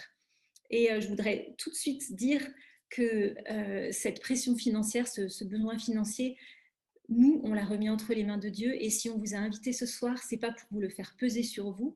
C'est évident que cette somme, elle est juste au-delà de nos capacités à nous. Mais simplement, on voulait vous le partager. On voulait aussi vous inviter dans cette aventure avec nous, chacun à sa mesure, chacun avec ses capacités. Si c'est juste pour nous écouter et pour nous soutenir dans la prière, c'est magnifique. On vous remercie d'être là et on vous remercie de prier avec nous. Et on se réjouit de partager avec vous quand le Seigneur aura répondu à sa manière, parce que c'est lui qui convainc les cœurs, c'est lui qui envoie les personnes, c'est lui qui a convaincu Cyrus. C'est lui qui a convaincu le cœur des Hébreux d'apporter au-delà de ce qui était nécessaire. Et puis, je voudrais juste partager avec vous une petite pensée. Quand on a travaillé sur le business plan avec le CA pour mettre au point ce projet, on a découvert une notion dont moi, je n'étais pas du tout familière parce que la finance, ce n'est pas mon truc, et c'est la notion de flux financier. Et en fait, on s'est rendu compte que pour montrer qu'un organisme était vivant, il fallait montrer qu'il y avait des flux, c'est-à-dire une circulation, des entrées, des sorties et une circulation régulière. Et c'est une réalité pour chaque organisme, en fait. C'est une réalité à l'échelle de l'organisme humain, c'est une réalité à l'échelle de la planète, c'est une réalité aussi à l'échelle du corps de Christ, je crois. Et ce soir, on vous propose de participer à ces mouvements, à ces flux. Encore une fois, chacun à sa manière, chacun avec ses ressources, avec ses capacités, ses compétences. Il n'y a aucune pression, il n'y a aucune attente démesurée sur aucun d'entre vous, mais simplement que nous puissions être vivants et que nous puissions laisser librement circuler les flux. Et pour nous, une manière qu'on a de vivre cette circulation des flux, c'est que... attendez, je me trompe. Ok. Je reviens un tout petit peu en arrière sur la manière dont on envisage de lever ces 1 230 000 €. Donc, il y aura un apport de nous, les fondateurs, et puis de vous, nos proches, mais aussi des apports de la part de mécènes et d'investisseurs, et évidemment un complément avec une banque. Donc, voilà. Pour l'instant, notre objectif, c'est de réunir 120 000 €, c'est-à-dire 10% de la somme totale. Et puis, bien sûr, c'est important de savoir qu'en tant qu'établissement scolaire, en tant qu'association qui travaille dans l'éducation, on est habilité à délivrer des reçus fiscaux. Donc, tous les dons peuvent être déduits des impôts à hauteur de 66%. Donc, c'est important de communiquer aussi éventuellement autour de vous à toute personne qui peut être intéressée par ces déductions d'impôts, que ce soit des entreprises ou des particuliers. Voilà, c'est une manière de faire qui est importante et qui change tout à fait l'objectif. Et voilà, j'en viens à mon histoire de flux et de transmission. Pour nous, depuis la Fondation Della, on a eu un positionnement fort qui est de redonner 10% de tous les dons qu'on recevait à d'autres écoles. On a pu donner à une école en Afrique, on a donné à une école de Mayotte, je crois d'ailleurs que j'ai vu les directeurs de cette école qui sont là avec nous ce soir. On a pu donner à une école aussi à Chambéry. Et puis cette année particulièrement, on vous propose, enfin on vous annonce que 10% des dons qui seront récoltés cette semaine jusqu'à dimanche seront retransmis à notre partenaire des fabricants de joints en Ukraine, l'ENA, qui travaille auprès des enfants ukrainiens réfugiés, notamment en Turquie. On a échangé cet après-midi encore par WhatsApp et elle m'a envoyé cette photo qu'on se permet de vous montrer, ces enfants qui sont accueillis, et on aimerait participer au travers de ces 10%, on aimerait participer à leur éducation et au financement des enseignants qui vont s'occuper d'eux. Donc tout ça pour dire qu'on est un corps et on a des flux qui circulent, et nos flux, c'est les finances, mais c'est aussi le soutien, c'est aussi l'affection, c'est aussi la prière, c'est aussi les différentes ressources qu'on peut être amené à partager. Et voilà, on est ravis de vous embarquer avec nous ce soir dans cette aventure et dans cette circulation de vie qu'on veut aussi proclamer sur chacun de vous et chacune de vos familles. Cécile, est-ce que tu reprends la parole? Oh, on va rester connectés toutes les deux, non? Ça marche. C'est bien. Merci beaucoup pour tous ces détails. Donc voilà, vous avez compris, on a dit que ça donne le tournis, mais avec Dieu, tout est possible. Et voilà, si on a été assez fous pour plonger là-dedans, on croit qu'il y a d'autres fous comme nous aussi, et d'autres gens pleins de foi. Et on va voir de grandes choses. Est-ce que c'est le moment où on communique le lien de... Je crois. Il me semble bien. Hein. On a dit que ce soir, on allait lancer la levée de fonds. Tadadam, le moment est arrivé. Donc, vous voyez maintenant apparaître dans le chat le lien. Si vous avez à cœur de nous soutenir, comme l'a dit Colline, il y a diverses façons de le faire. Mais si vous avez à cœur de le faire financièrement, vous pouvez évidemment. Donc, vous pouvez simplement cliquer sur ce lien qui va vous diriger vers la page de soutien où vous pourrez choisir le montant de votre soutien pour le projet. Voilà, donc un très grand merci d'avance à chacun et chacune de vous et merci pour vos prières. On en a besoin énormément. Voilà, chacun travaille d'arrache-pied pour que ce projet voit le jour, le timing est serré. Et c'est ensemble qu'on va y arriver. Voilà, c'est pas nous à la force de nos petits bras, c'est vraiment avec votre soutien. Et j'en profite pour dire merci aussi à tous les membres de l'association et ceux plus largement qui nous aident de façon très concrète. On a une belle communication grâce aux membres de l'association qui nous ont fait une super plaquette, un beau site internet, qui nous aident de différentes façons. On a eu du soutien aussi pour la réalisation de notre business plan, aussi de la part d'un expert comptable, vraiment des dons qui ont été vraiment des encouragements aussi, qui sont encore et qui seront encore, nous le croyons, des encouragements à continuer dans ce projet. Donc, merci à chacun et à chacune. Ils se reconnaissent voilà, dans ces remerciements. Voilà, donc le lien est ici, vous pouvez y aller. Alors, comme je vous ai dit tout à l'heure, il y avait un onglet questions-réponses. Donc, il est toujours actif. Si jamais il y a des questions qui vous viennent, vous pouvez encore les poser. Alors, il n'y en a pas beaucoup. Il y a 2 questions qui ont été posées. Alors, ce qu'on avait proposé, c'était que pour ce temps de questions-réponses, toute l'équipe puisse se connecter et puis, voilà, qu'on puisse ensemble y répondre. Donc, j'invite les membres de l'équipe à se connecter. Ah, apparemment, on a un petit lien, un petit problème sur le lien. Pour le soutien. Je pense que notre super technicien va résoudre ça très rapidement. Ne perdez pas patience. Attendez. Et bonsoir Emmanuel. Et voilà, rejoint. Il est là, il est là. Et oui, il y en a qui travaillent tard. Emmanuel, on est content de t'accueillir. Alors, le temps de questions-réponses, je vais laisser la parole à Ludmila pour distribuer simplement les questions et la parole. Bonsoir. La distribution va être vite faite. C'est vrai. Pour l'instant, mais ça pourrait... ça peut venir. Alors, la première question, c'était la question de Hélène qui se demandait si c'était une bonne idée de mettre ses enfants dans une école hors contrat parce que ça lui donne l'impression de mettre les enfants dans une bulle. Et elle dit, si on enlève les lumières de l'école publique, comment permettre un témoignage à l'école publique? Comment éviter un communautarisme et apprendre aux enfants à vivre ensemble dans la société? Alors, il y a déjà eu une réponse de Luc et Manuela, si vous voulez aller la voir, mais peut-être que, Colline, tu voudrais ajouter quelque chose à ce début de réponse? Merci, j'ai pas eu le temps de prendre connaissance de la réponse de Luc et Manuela qui m'intéresse énormément. Mais bon, tant pis, si je redis, tant pis. Voilà. En tout cas, simplement, moi, je voudrais te libérer, Hélène, par rapport à cette question. Je crois que nos enfants, en fait, il n'y a pas de bonne et de mauvaise réponse. L'école chrétienne, c'est une bonne solution. L'école publique, c'est une bonne solution. L'instruction en famille, c'est une bonne solution. Quelle est la solution dans laquelle Dieu te conduit dans cette saison, pour cette année, pour cet enfant? Je crois que voilà, c'est important. Si on est appelé à être lumière dans le monde, alors soyons lumière dans le monde et surtout n'allons pas nous enfermer entre 4 murs.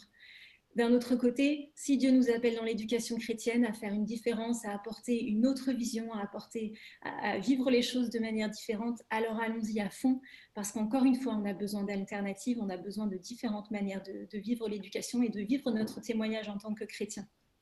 Donc moi, personnellement, mes enfants sont passés par l'instruction en famille, l'école privée, l'école publique, et ça me va très bien comme ça, et eux aussi, ils sont contents de leur parcours. Et chaque étape, chaque contexte a ses avantages et ses inconvénients. Et encore une fois, ce qui est important, il me semble, c'est d'écouter le Seigneur et de savoir ce qu'il nous demande pour chaque enfant et pour chaque étape de sa scolarité. Je vois en parlant cette image de la serre que Luc et Manuela donnent, qui est effectivement une très très belle réponse. Une bulle, c'est ce qui est souvent reproché. Alors, la serre, c'est quelque chose qui est là pour protéger avant une exposition en pleine terre, avant une exposition à autre chose. Et c'est une belle image en effet. Et puis, je rappelle quand même que nos écoles chrétiennes ne sont pas des bulles, elles sont appelées à être ouvertes sur l'extérieur, à accueillir des enfants, mais aussi des adultes qui ne sont pas chrétiens, qui ne partagent pas forcément la la même culture, les mêmes valeurs, les mêmes codes. Et il n'est absolument pas question de les enfermer, de les endoctriner, bien entendu. Et justement, le fait d'avoir des enfants non chrétiens, des enfants des familles non chrétiennes qui vont être impliqués au quotidien dans l'école, ça va frotter un petit peu, ça va nous amener aussi à savoir ce qu'on vit et à savoir ce qu'on croit et à savoir comment on le dit de manière respectueuse et de manière assurée. Voilà, je ne vais pas m'étendre plus sur cette question qui est quand même très importante. Est-ce que ça va comme réponse? Je pense que c'était déjà pas mal. Merci, Colline. Une deuxième question de Sève qui dit « Est-ce que la flexiscolarisation sera autorisée quand l'IEF sera sur autorisation ?» Ça, c'est une excellente question que tous les parents en IEF se posent. C'est tout notre espoir, en effet, c'est de pouvoir apporter une alternative, encore une fois, à des familles qui ne pourraient plus continuer l'IEF à cause de ce régime déclaratif qui est modifié en régime d'autorisation. Donc, on est en train de travailler sur cette question avec des juristes. On a demandé conseil à différentes personnes à différents niveaux et on prévoit un autre webinaire dans le courant du mois d'avril sur ce sujet en particulier, la flexiscolarisation et puis nos différents points de pédagogie alternative. Donc, on peut rester en contact. N'hésitez pas à revisiter le site et puis on vous tiendra au courant pour ce prochain webinaire. Merci Colline, encore pour cette réponse. Quelqu'un se demande, donc Isabelle, demande, on sait tous que les parents sont très occupés. N'est-il pas trop idéaliste de penser qu'ils vont s'impliquer en dehors du staff? Ce modèle de scolarisation est pour nous gentil, mais n'est-il pas idéaliste? Si, il l'est, mais c'est assumé, encore une fois. On sait que notre alternative, elle ne conviendra pas à tout le monde. Et effectivement, c'est pas possible. Tous les parents n'ont pas envie de s'impliquer au quotidien dans l'école de leurs enfants. Les crèches parentales, ça ne convient pas à tout le monde. Les écoles parentales, ça ne conviendra pas à tout le monde. Mais on voit quand même de plus en plus que les parents ont envie de s'impliquer, qu'ils ont envie de savoir ce qui se passe à l'école, qu'ils ont envie de pouvoir participer, de mettre les mains dedans. Et on veut croire que chacun pourra trouver sa petite place. Certains plus expansives, d'autres plus discrètes. Mais oui, on aimerait donner cette chance à chaque parent de pouvoir s'impliquer dans un domaine qui lui correspond. Merci pour cette réponse. Alors, Sève va poser une deuxième question, je suppose que c'est la même personne. Elle dit, pensez-vous qu'il serait possible de créer un réseau national pour créer des mini-écoles un peu partout ensemble? Alors, un réseau national, il en existe déjà un certain nombre. Hein. Je ne sais pas ce que tu appelles mini-école. Si par là, on entend un rassemblement des codes d'instruction en famille, ça, c'est pour l'instant pas légal en tant que tel, mais je ne sais pas. Quelle est la question derrière la question? Tu as une idée, Emmanuel? Oui, en fait, je trouvais que la question rejoignait un peu notre projet à très long terme. Et c'est vrai que là, cette maison, pour nous, c'est un peu une base parce qu'on veut aller de l'école maternelle, voire même en dessous ça pourrait être aussi une crèche ou aller en dessous de l'école maternelle et aller jusqu'au collège. Mais on veut garder une structure assez petite. Alors, le collège implique que c'est forcément un peu plus gros, mais on voudrait avoir des structures assez petites. Et donc, du coup, on a quand même pour projection de pouvoir aussi essaimer, alors plutôt autour de nous, en région parisienne, d'avoir des structures assez petites qui pourraient être plus locales. Et parce qu'on sait qu'une école fonctionne forcément dans la localité, dans la proximité. Et donc, en tout cas, c'est notre désir. Après, on ne sait pas trop comment ça se fera. Mais voilà. Une chose à la fois. Alors, on a également deux questions un peu plus sur la pédagogie. Je vais les mettre ensemble parce que je trouve qu'elles sont un peu sur le même domaine. Marine Sick demande, est-ce que vous avez une vision de l'organisation des enseignements? Je ne sais pas comment le formuler, mais j'aimerais en savoir plus sur les programmes, entre guillemets, pour employer un mot plus conventionnel. Et Madame Dosso, Joséphine, a dit, j'ai bien écouté toute cette belle histoire d'éducation chrétienne qui me touche. J'aimerais moi-même être formée à votre méthode. Est-ce possible? Alors, oui, bien sûr, on a une vision de l'organisation des enseignements. À vrai dire, on a une liberté qui est toute relative en tant qu'école alternative, puisqu'on doit suivre les programmes de l'éducation nationale dans une certaine mesure.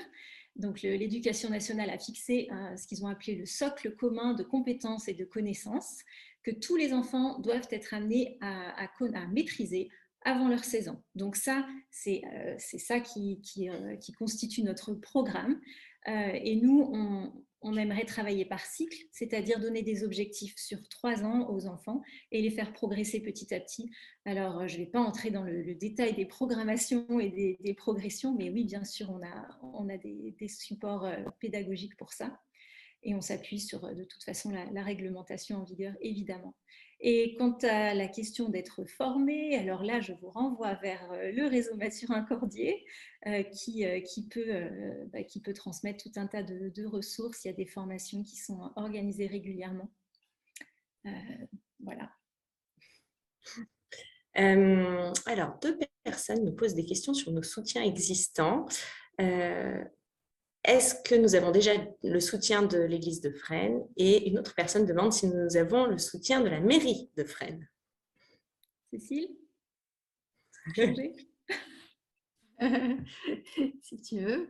Le soutien de l'église de Fresnes, alors on a été vraiment chaleureusement accueillis en 2017 et on a gardé de très bonnes relations avec le pasteur de l'église.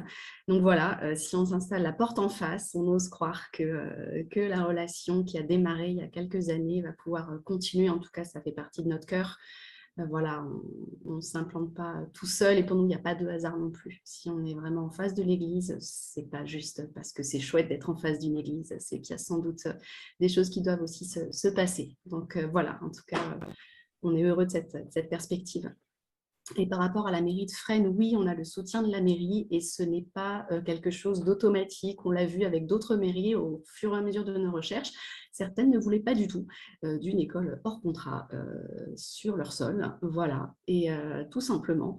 Et ça n'a pas du tout été le cas de la mairie de Fresnes qui n'a pas d'école hors contrat en fait. Et voilà, et on est simplement, pas juste, c'est bien qu'on soit là, mais on est bien accueillis, on a de très bonnes relations avec l'urbanisme aussi, et ça c'est très important dans notre cas. Voilà, pour implanter une école dans une zone pavillonnaire, etc. Voilà, c'est pas si simple, il y a des mises aux normes, et donc c'est vraiment pour nous formidable d'avoir cette faveur aussi sur notre projet, dans cet aspect en tout cas.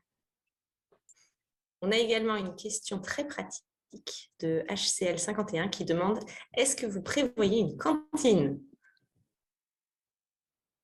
Alors non, on ne prévoit pas de cantine. On prévoit que les repas soient tirés du sac, apportés par les enfants dans un contenant isotherme prêt à l'emploi. Ça permet vraiment une grande simplification du fonctionnement.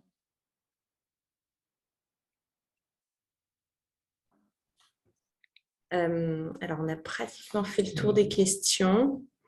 Je vais peut-être passer sur celle-ci d'abord qui vient de sortir par Stéphanie qui dit « Envisagez-vous de créer des crèches ?» Des crèches, non. Un multi-accueil au sein de la structure, probablement. On aimerait pouvoir accueillir les enfants des familles qui sont inscrites dans l'école juste pour par simplicité en fait, d'organisation. Voilà, mais des crèches, non. Mais bon, Dieu fait ce qu'il veut. Peut-être dire aussi, il y a un petit clin d'œil par rapport à ça, c'est que donc on est en face, la maison se situe juste en face de l'église. Quand je dis qu'on avait l'école, et juste à côté, au numéro 2, je pense, de la rue, il y a une crèche. Une crèche, je ne sais pas si elle est municipale ou pas, mais il y a une crèche, une petite structure de multi-accueil. Donc voilà, c'est un bon clin d'œil aussi. Et alors, on a 2 autres questions, je pense que ce seront les dernières. Enfin, pour l'instant, ce sont les dernières qui sont affichées, mais vous pouvez continuer à les écrire. Ça coûterait combien ou quel serait le budget par enfant? C'est quand même important. C'est peut-être Emmanuel cette fois-ci qui répond. Allez, on laisse le trésorier. Alors,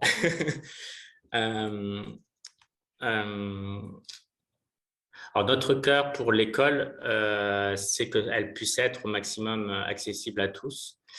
Mais on sait bien que ce n'est pas gratuit. Déjà, les locaux, l'école devra payer un loyer parce qu'il y a des emprunts qui seront faits. On ne sait pas encore trop comment ça va se structurer. En tout cas, ce qu'on prévoit, donc du coup, il y a des frais. La maison, il faut l'entretenir, même si on veut rentabiliser les locaux à fond pour accueillir des associations. Aussi pouvoir avoir vraiment un pôle d'activité, un pôle communautaire à long terme et qui permettra justement de diminuer la charge des frais sur uniquement l'école. Et on a aussi à cœur de prendre en compte toutes les ressources des familles en fait et de modulariser le prix. Et alors forcément, par rapport à une école publique et gratuite, une école sous contrat, l'école sera forcément plus chère, mais donc on est en région parisienne aussi. A priori, les frais de scolarité se situeraient entre 200 et 300 euros selon les revenus de la famille. Alors, on n'a pas encore la grille précise, donc on ne peut pas vous dire combien vous paierez, voilà. Mais disons que voilà, si vous avez peu de moyens, ça sera autour de 200. On aimerait même moins, mais voilà. Et si vous avez des moyens, vous contribuerez un peu plus et ça sera plutôt autour de 300. Voilà. Je précise, c'est 300 euros par mois sur 10 mois. Oui, et puis aussi, il y aura des réductions si la famille inscrit à 2 enfants dans l'école ou si elle a 3 enfants dans l'école. Il y aura aussi une modularité par rapport à ça. Sève réagit dans la conversation et nous dit « C'est vraiment très raisonnable, comment faites-vous » Alors merci, parce que certains trouvent que c'est déjà trop cher et c'est difficile de fixer des tarifs. Franchement, c'est un casse-tête terrible, et même un arrache-cœur, je dirais, carrément. Mais voilà, notre souhait, c'est de garder des frais raisonnables, effectivement. Une des choses qui nous permettent de le faire, c'est le fonctionnement parental, justement, parce que ça limite les frais. Si les parents sont impliqués, si c'est un papa qui fait l'entretien, on n'a pas besoin de payer un plombier. Si c'est une autre maman qui fait l'accueil du matin, on n'a pas besoin de payer quelqu'un pour le faire. Si on a du personnel en plus, ça permet de limiter les frais, ça permet de les mutualiser en fait et de les limiter. Donc ça, c'est une première chose. La deuxième chose, Emmanuel l'a dit, ça va être une grille qui va être évolutive selon les revenus. Donc certaines familles seront amenées à payer beaucoup plus que ça. Ça, c'est un fonctionnement qui est adopté de plus en plus par beaucoup d'écoles privées, sous contrat ou hors contrat. C'est un fonctionnement solidaire qui permet effectivement de rester accessible au plus grand nombre, mais de quand même lever un certain montant, parce qu'une école, ça représente des frais importants. Donc voilà.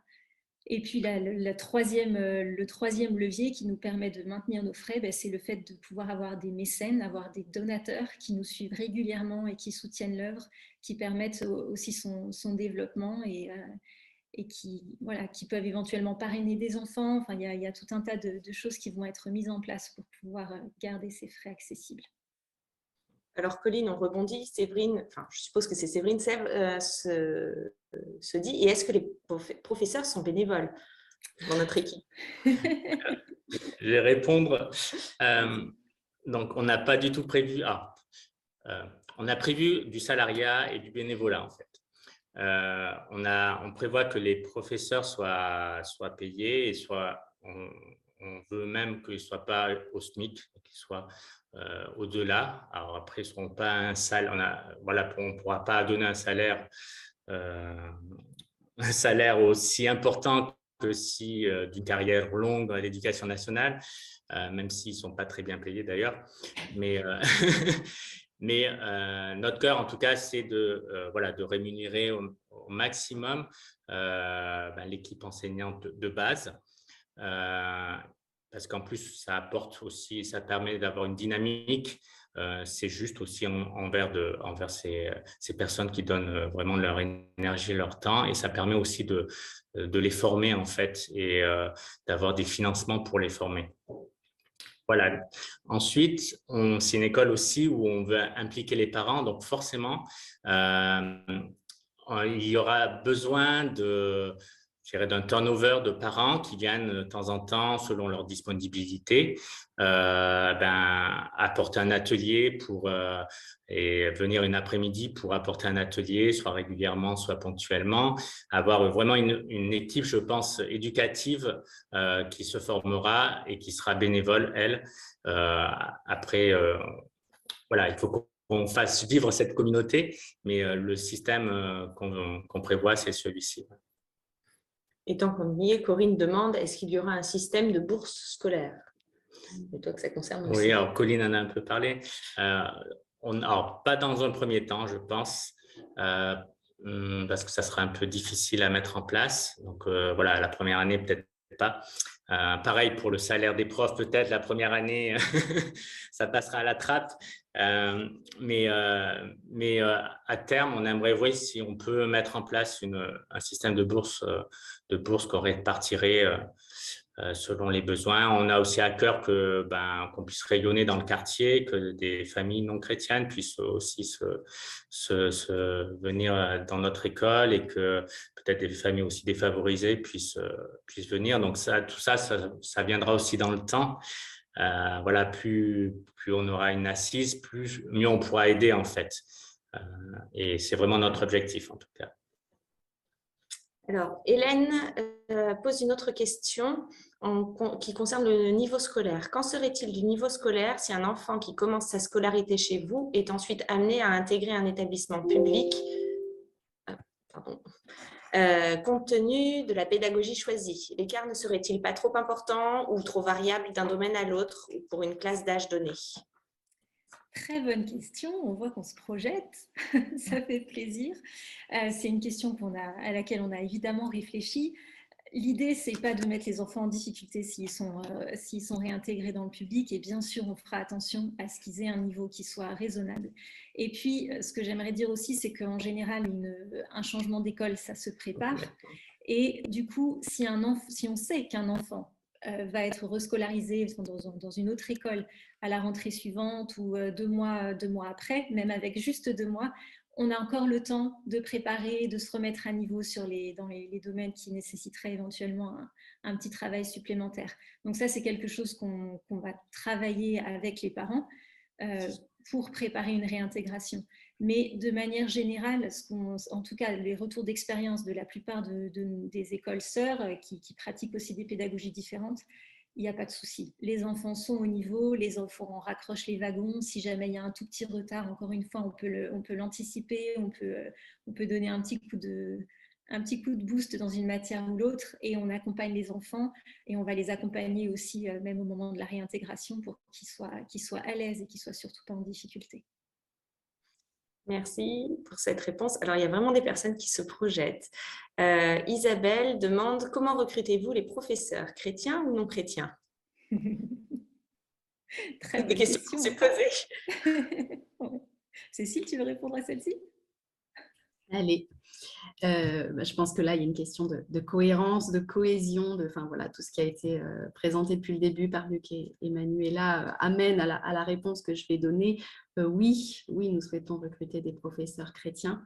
Oui, parce qu'on croit qu'on porte quelque chose et qu'on a cette responsabilité de le transmettre dans sa globalité. Et notre foi, c'est un fondement voilà, de cette école et donc oui, nous souhaitons recruter des professeurs chrétiens et c'est un défi supplémentaire parce que qui dit voilà, professeur compétent chrétien, hop, on réduit, mais voilà, ça fait partie aussi du chemin de foi et de se dire que Dieu sait aussi amener la bonne personne au bon moment. Je pense que les écoles chrétiennes ont de nombreux témoignages sur le sujet, la façon dont Dieu pourvoit et donc voilà.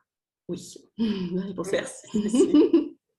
Alors, Sèvres nous pose encore une question, merci beaucoup.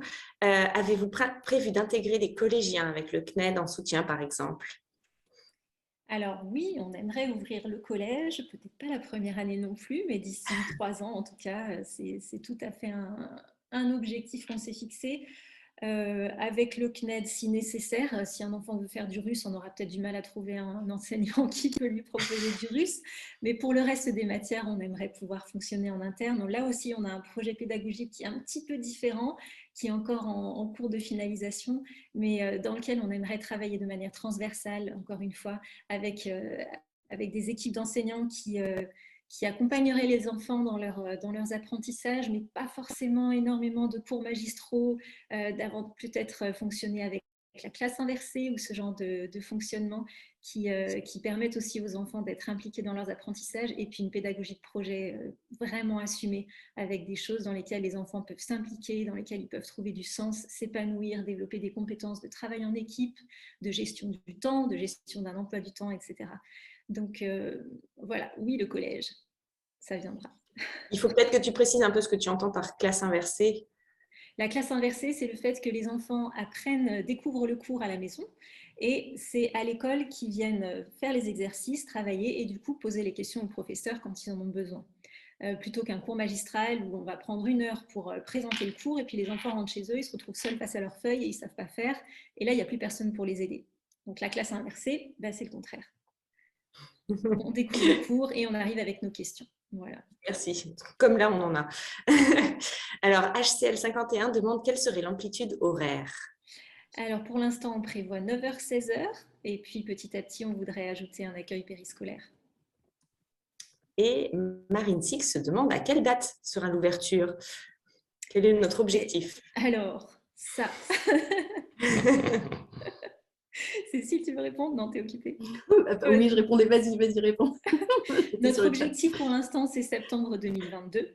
C'est un objectif qui commence petit à petit à être un peu idéaliste, mais pour l'instant, on y croit. Si tout se passe bien, c'est encore possible. Donc, c'est ce qu'on vise, septembre 2022.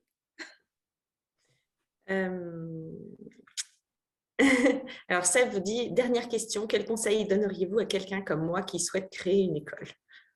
Bon courage. Rejoins un réseau. Trouve-toi des amis, des gens qui sont fiables, des gens qui ont la foi parce que ça va être un beau défi. Et puis surtout une équipe pluridisciplinaire. Nous, on apprécie de pouvoir s'appuyer les uns sur les autres avec des compétences variées. Et souvent, les projets d'école sont portés par des enseignants, mais entoure-toi très très vite de personnes qui ont des compétences administratives, des compétences de gestion, des compétences juridiques, parce que vraiment, c'est ça qui va faire que ton projet va tenir. Voilà. Pour cette question, alors attendez, il y a des questions qui arrivent au fur et à mesure, du coup j'essaye de les organiser. C'est pas toujours... on va peut-être passer sur la question de Félicienne Maillard qui demande, lorsque vous parlez de pédagogie alternative, est-ce que vous prenez la méthode des écoles Sudbury? Non, on n'est pas Sudbury. Non, c'est pas tout à fait ça. On s'inspire de certains grands pédagogues comme Maria Montessori ou Célestin Freinet notamment, mais non, pas Sudbury. Caroline Ballet nous demande, avez-vous étudié la possibilité de subvention publique en tant qu'association éducative? Je ne sais pas à qui je donne la parole, ouais, peut-être à toi. Alors, c'est vrai qu'en tant qu'école, même hors contrat, on pourrait demander, faire appel à des subventions, notamment de la mairie ou d'autres organismes publics. Mais nous, on ne le fera pas pour la bonne et simple raison qu'on ne nous accordera pas de subvention parce qu'on est une école confessionnelle. Et hors contrat. Oui, mais même hors contrat, enfin, voilà. Mais le fait d'être confessionnel fait que de fait, ils sont obligés de signer une charte de laïcité qu'on ne pourra pas signer. Donc, voilà. Et donc, c'est une question aussi qui peut vraiment se poser en créant une école. Est-ce qu'on est chrétien, mais on gomme cet aspect chrétien? Nous, on a choisi de ne pas le gommer et d'affirmer notre foi dans la présentation, même si elle n'est pas, enfin, on ne veut pas non plus matraquer les gens en disant qu'on est chrétien. On veut le vivre surtout, mais on ne veut pas le cacher non plus. Donc, voilà. Donc après, on espère bien qu'avec la mairie de Fresnes, on puisse avoir d'autres aides, peut-être plus matérielles, plus de soutien en tout cas. mais on n'aura pas de subvention publique. Alors, je me permets, je vois qu'il est 22h10 presque. Alors, on est désolé, le timing a été explosé ce soir. Voilà, donc peut-être une dernière question. Et puis On après, avait juste une dernière. C'est magnifique. Joséphine Dosso qui voit très très grand et qui nous demande si on a envisagé d'ouvrir une école, de créer une école en Côte d'Ivoire. Qu'est-ce qu'il veut répondre? Les Non, plus pas du visionnaires tout. d'entre nous. Pas encore. On pourrait peut-être donner des formations pour vous aider à créer une école en Côte d'Ivoire. Mais... Hey. On va laisser le réseau faire ça. Hein. Voilà. Ils font très bien. Hein. Génial. En tout cas, il y en a qui se projettent vraiment. C'est super. Merci beaucoup pour toutes vos questions. Oui, merci. Merci, Ludmila. Voilà, 22h10, notre soirée touche à sa fin. On va vous libérer. Voilà, on va simplement vous annoncer tout de suite qu'on aura un prochain webinaire qui sera axé cette fois beaucoup plus sur l'aspect pédagogique. Donc peut-être qu'il y en a qui ont plein de questions à ce niveau-là, donc vraiment l'aspect alternatif de l'école et la flexiscolarisation aussi, hein, qu'on a commencé à aborder ce soir.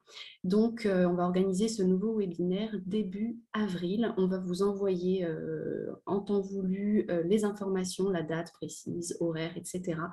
Voilà, pour que vous puissiez vous joindre à nous, que vous puissiez aussi diffuser autour de vous. Si après cette soirée, vous vous dites, en fait, ça aurait peut-être intéressé telle ou telle personne ou tel réseau, n'hésitez pas, diffusez largement. Voilà, plus on est de fous, plus on va loin. Voilà. Donc voilà, on vous remercie en tout cas vraiment chaleureusement pour votre présence ce soir. C'est un réel encouragement pour nous de voir la quantité de participants que vous avez été. Et voilà, on veut vraiment vous remercier.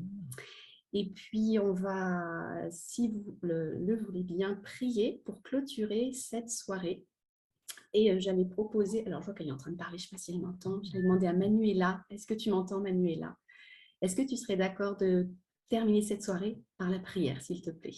Amen, amen. Merci. Tendre Père, nous te rendons grâce pour ces temps riches que nous avons passés ensemble sous ton regard. Papa, je veux te dire merci pour la vision que tu as mise dans le cœur, pour le cœur de ces papas et de ces mamans qui se lèvent, pour ceux qui nous ont écoutés et qui ont soif. Et nous voulons dire, Seigneur, que nos regards sont sur toi, nos attentes sur toi, sur le Dieu fidèle. Et nous voulons dire oui, nous voulons aller avec la force que nous avons en comptant sur ta grâce, sachant que tu nous as ouvert la carrière qui est devant nous, devant une si grande nuée de témoins. Alors, Seigneur, merci. Vraiment que chacun puisse porter ce flambeau par ta grâce, par ton esprit, pour ta gloire, pour l'avancement de ton royaume, Seigneur, pour qu'une vague de jeunesse se lève, sachant qui elle est en toi et apporte le sel et la lumière sur cette terre, Seigneur, jusqu'à ce que tu reviennes. Seigneur, tu dis que ton règne vienne sur la terre comme au ciel, que ta volonté soit faite sur la terre comme au ciel. Papa, nous te rendons grâce. Et nous te bénissons et je bénis, Seigneur, en ton nom, tous ceux qui nous ont écoutés et cette belle équipe est là, Seigneur. Nous bénissons ce projet, nous disons croissance par la grâce de Dieu, par l'Esprit de Dieu en vertu de l'alliance que nous avons faite en Jésus. Amen. Merci Manuela, merci à tous. Et donc, on vous souhaite une très bonne soirée et on ne manquera pas de vous tenir informés de la suite de nos aventures. Ludmila. Juste une petite précision, on nous demande par plusieurs biais s'il y aura un replay. Il y aura un replay, vous allez le recevoir très vite par email. Alors si vous, peut-être certains ont eu un peu de mal à trouver le lien, n'oubliez pas de vérifier vos spams. Parfois vous recevez nos emails dans les spams, donc allez vérifier, mais oui, vous recevrez le lien vers le replay que vous pouvez aussi partager si vous pensez que certaines personnes seraient intéressées. Voilà, bonne soirée à tous et au plaisir de vous retrouver. À très bientôt. À bientôt. Voilà. Au revoir à tous.